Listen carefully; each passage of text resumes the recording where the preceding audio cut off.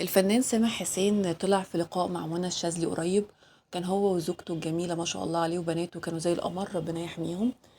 فسألته المذيعة بتقول له اتعرفت ازاي على زوجتك وتقدمت لها ازاي.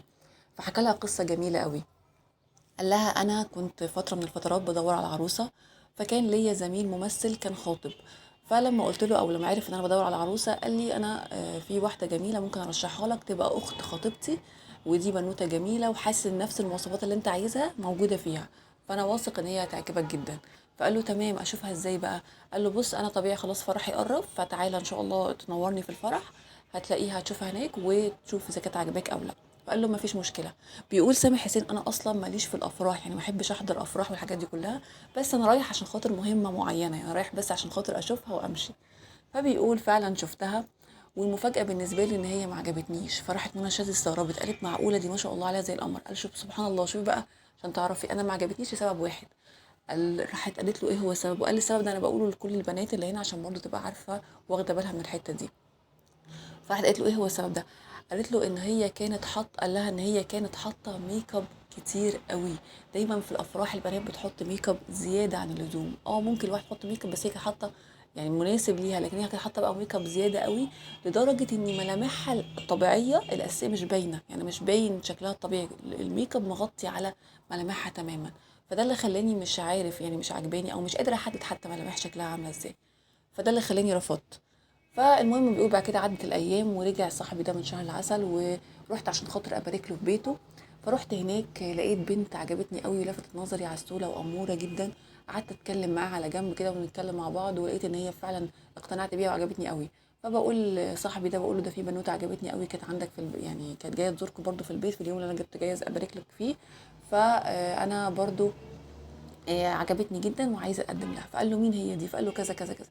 قال له ايه ده هي دي البنت اللي انا قلت لك عليها قبل كده، قلت لك ان دي اخت مراتي ورشحتها لك وقلت لك ان يعني تعالى شوفها في الفرح. قال له معقوله هي دي؟ دي واحده تانية مختلفه تماما، مش حاطه ميك اب مختلفه، شكلها مختلف تماما وهي مش حاطه ميك اب. معقوله يعني شكلها مختلف تماما؟ لا لا لا مش ممكن. فقال لا انا عجبتني جدا دلوقتي سبحان الله وهي مش حاطه ميك اب، لا هي دي بالظبط البنت اللي انا عايزها. قال له سبحان الله، يعني انا فعلا هي دي اللي مرشحها لك وانت سبحان الله يعني وافقت عليها، رفضتها في الاول بعد كده وافقت دلوقتي.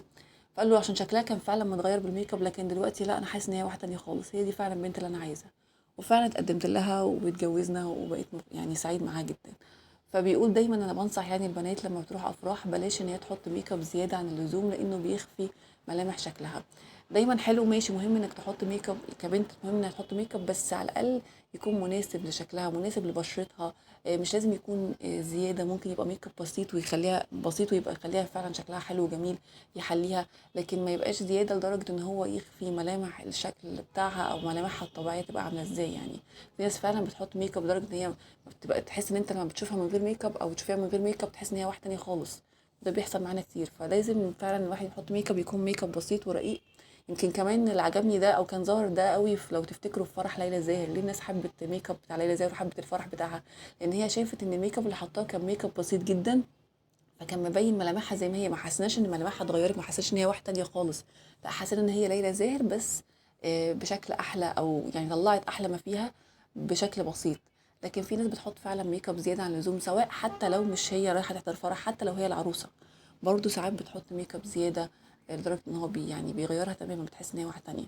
فلا حلو انك تحط ميك اب، او حلو انك تحطي ميك اب بس يعني بسيط، بحيث ان هو بس يظهر جمالك مش يخفي ملامح شكلك تماما ويخليكي واحده تانية. فدي كانت قصه عجبتني قوي، حبيت ان انا اشاركها.